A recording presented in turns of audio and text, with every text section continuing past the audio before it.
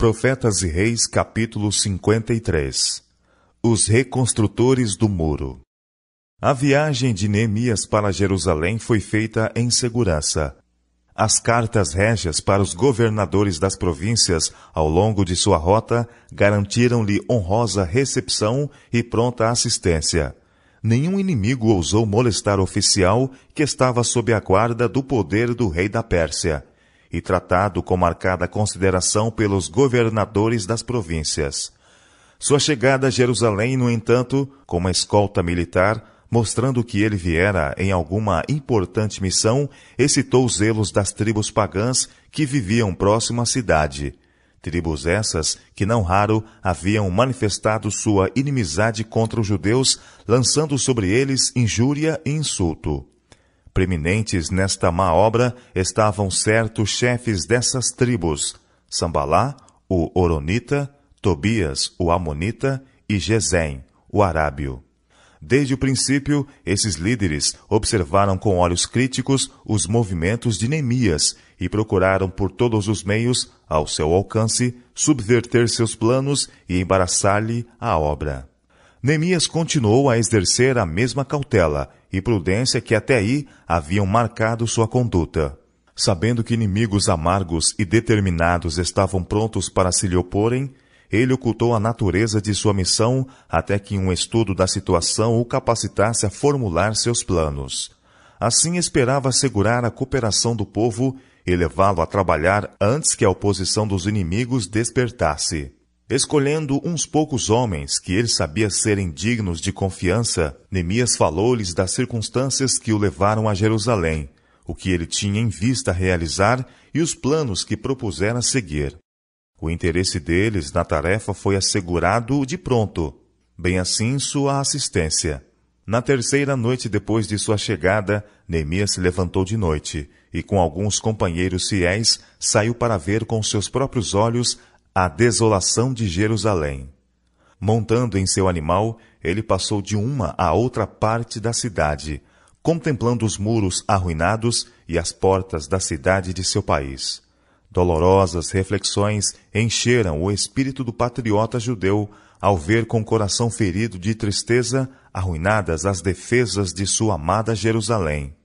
Lembranças da passada grandeza de Israel vinham-lhe à mente em vívido contraste com as evidências de sua humilhação.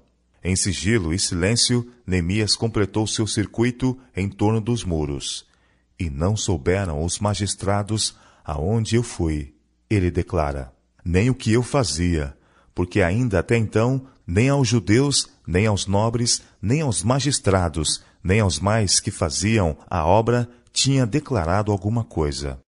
O resto da noite ele passou em oração, pois sabia que amanhã o chamaria a exercer fervente esforço no sentido de despertar e unir seus desanimados e divididos compatriotas. Neemias levava uma comissão real que requeria cooperassem com ele os habitantes na reconstrução dos muros da cidade, mas ele não se fez dependente do exercício da autoridade. Procurou antes ganhar a confiança e simpatia do povo, sabendo que uma união de corações, bem como de mãos, era essencial na grande obra que tinha diante de si. Quando amanheceu, ele convocou o povo e apresentou argumentos calculadamente, de modo a despertar suas energias adormecidas e unir seus elementos humanos dispersos. Os ouvintes de Neemias não sabiam, nem ele lhes revelou seu circuito noturno da noite anterior. Mas o fato de que ele tinha feito esta investigação contribuiu grandemente para o seu sucesso, pois sentiu-se apto a falar da condição da cidade com tão acurada minudência que seus ouvintes ficaram pasmados. A impressão feita sobre ele, ao ver a fraqueza e degradação de Jerusalém, deu-lhe as palavras fervor e poder. Neemias mostrou ante o povo o seu estado de opróbrio entre os pagãos, sua religião desonrada, seu Deus blasfemado. Contou-lhes que numa terra distante ele ouvira de sua aflição, que havia buscado o favor do céu no benefício deles, e que, enquanto orava, havia se determinado pedir permissão ao rei para poder vir em seu auxílio. Ele havia pedido a Deus que fizesse que o rei não somente desse permissão, mas também o investisse de autoridade e lhe desse o auxílio necessário para a obra. A sua oração havia sido respondida, de tal maneira que lhe mostrara que o plano era do Senhor. Tudo isto ele relatou, e então, havendo mostrado que estava sustido pela autoridade combinada do Deus de Israel e do rei persa, Neemias interrogou diretamente o povo, perguntando-lhe se aproveitariam a vantagem desta oportunidade para se levantarem e reconstruir o muro. O apelo foi-lhes direto ao coração. O pensamento de como o favor do céu se havia manifestado para com eles abriu os seus temores, e com renovada coragem disseram a uma voz: levantemo-nos e edifiquemos, e esforçaram as suas mãos para o bem. Neemias estava com toda a alma nesta empresa que havia assumido. Sua esperança, sua energia, seu entusiasmo, sua determinação eram contagiosos, inspirando outros com a mesma coragem elevada e altaneiro propósito. Cada homem tornou-se, por sua vez, um Neemias e ajudou a tornar mais forte o coração e as mãos do companheiro. Quando os inimigos de Israel ouviram que os judeus estavam com esperança de conseguir, riram com escárnio, dizendo: que é isto que fazeis? Quereis rebelar-vos contra o rei? Mas Neemias respondeu: o Deus dos céus é o que nos fará prosperar, e nós, seus servos, nos levantaremos e edificaremos.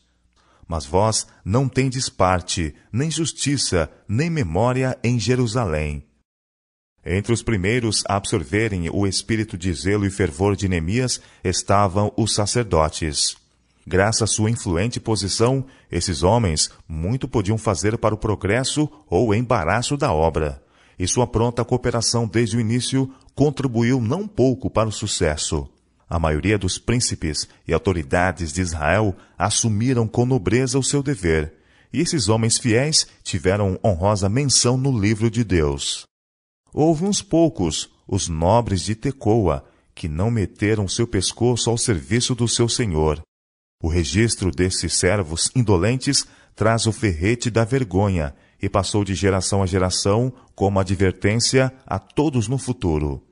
Em cada movimento religioso, há alguns que, conquanto não possam negar que a causa é de Deus, mantêm-se arredios, recusando fazer qualquer esforço para ajudar. Faria bem a tais pessoas lembrar o registro que é mantido no alto, o livro no qual não há omissões nem erro e pelo qual serão julgados. Ali cada oportunidade negligenciada para o serviço de Deus é registrada, e ali, igualmente, cada ato de fé e amor é mantido em eterna lembrança. Contra a inspiradora influência da presença de Neemias, o exemplo dos nobres de Tecoa teve pouco peso. O povo, na generalidade, fora inspirado por patriotismo e zelo.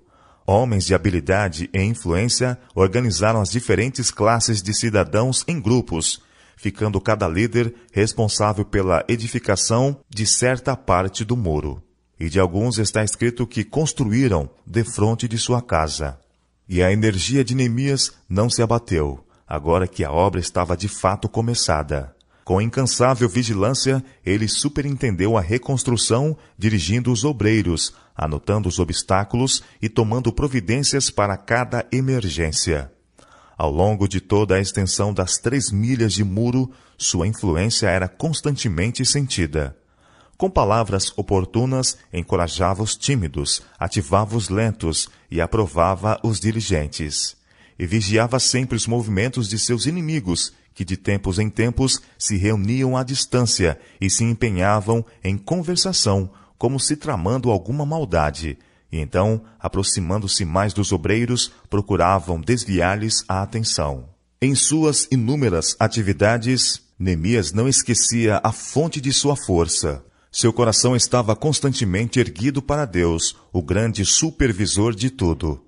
O Deus dos céus, ele exclamava, é o que nos fará prosperar. E as palavras ecoavam e tornavam a ecoar, comovendo o coração de todos os reconstrutores do muro. Mas a restauração das defesas de Jerusalém não prosseguia sem embaraços. Satanás estava trabalhando para suscitar oposição e levar o desencorajamento. Sambalá, Tobias e Gesem, seus principais instrumentos neste movimento, empenharam-se agora em embaraçar a obra de reconstrução. Eles procuravam provocar divisão entre os obreiros, ridicularizavam os esforços dos construtores, declarando ser o empreendimento uma impossibilidade e predizendo seu fracasso. "Que fazem estes fracos judeus?" exclamou Sambalá com zombaria. "Vivificarão dos montes do pó as pedras que foram queimadas?" Tobias, ainda mais desdenhoso, acrescentou: "Ainda que edifiquem, vindo uma raposa derrubará facilmente o seu muro de pedra." Os construtores ficaram logo sitiados pela mais ativa oposição. Foram forçados a se manterem continuamente em guarda contra as ciladas dos seus adversários, que, professando amizade, procuravam de várias maneiras levar a confusão e perplexidade e suscitar desconfiança. Procuravam destruir a coragem dos judeus, formavam conspiratas para atrair Neemias em suas malhas, e judeus insinceros mostraram-se prontos para auxiliar na traiçoeira empreitada. Espalhou-se o boato de que Neemias estava conspirando contra o monarca persa, intentando elevar-se como rei de Israel, e que todos que o ajudassem eram considerados traidores. Mas Neemias continuou a buscar de Deus guia e sustento, e o coração do povo se inclinava a trabalhar. A tarefa prosseguiu até que as roturas começaram a desaparecer, e o muro, em toda a sua extensão, alcançou a metade da sua altura planejada. Vendo os inimigos de Israel quão vãos foram seus esforços, encheram-se de ira. Até então, não haviam ousado empregar medidas de violência, pois sabiam que Neemias e seus companheiros estavam agindo sob comissão do rei, e temiam que uma oposição ativa contra ele pudesse levar contra eles o descontentamento do monarca. Mas agora, em sua ira, eles próprios se tornaram culpados do crime de que tinham acusado Neemias. Reunindo-se para conselho, eles ligaram-se entre si todos para virem guerrear Jerusalém. Nessa mesma ocasião em que os samaritanos estavam conspirando contra Neemias e sua obra, alguns dos líderes entre os judeus, tornando-se descontentes, procuravam desencorajá-lo, exagerando as dificuldades pertinentes ao empreendimento. "Já desfaleceram as forças dos acarretadores", eles diziam, "e o pó é muito, e nós não poderemos edificar o muro." Desencorajamento veio de outra fonte ainda. Os judeus que habitavam entre os que não estavam tomando parte na obra reuniram as afirmações e relatórios dos inimigos e usaram-nos para enfraquecer a coragem e criar desafeição. Mas vitupério e ridículo, oposição e ameaças pareciam apenas inspirar Neemias com mais firme determinação e despertá-lo para maior vigilância. Ele reconheceu os perigos que tinha de enfrentar nesta luta com seus inimigos, mas sua coragem foi indomável. "Nós oramos ao nosso Deus", declara ele, "e pusemos uma guarda contra eles de dia e de noite. Pus guardas nos lugares baixos por detrás do muro e nos altos, e pus ao povo pelas suas famílias, com suas espadas, com as suas lanças e com os seus arcos. E olhei, e levantei-me, e disse aos nobres, e aos magistrados, e ao resto do povo: Não os temais, lembrai-vos do Senhor, grande e terrível, e pelejai pelos vossos irmãos, vossos filhos, vossas mulheres e vossas casas. E sucedeu que, ouvindo os nossos inimigos que já o sabíamos, e que Deus tinha dissipado o conselho deles, todos voltamos ao muro, cada um à sua obra. E sucedeu que desde aquele dia, metade dos meus moços trabalhava na obra, e a outra metade deles tinha as lanças, os escudos, os arcos e as couraças. Os que edificavam o muro, e os que traziam as cargas, e os que carregavam, cada um com uma mão fazia a obra, e na outra tinha as armas. E os edificadores, cada um trazia a sua espada, cingida aos lombos, e edificavam.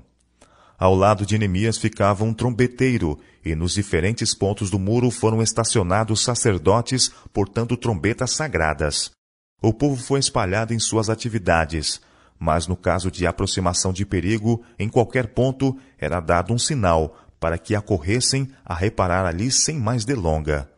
Assim trabalhamos na obra, diz Neemias, e metade deles tinha as lanças desde a subida da alva até o sair das estrelas.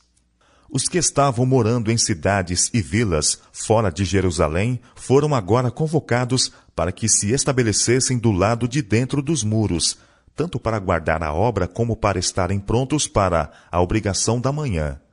Isso preveniria retardamento desnecessário e eliminaria a oportunidade que o inimigo, de outro modo, aproveitaria para atacar os obreiros ao irem e virem entre a casa e o trabalho.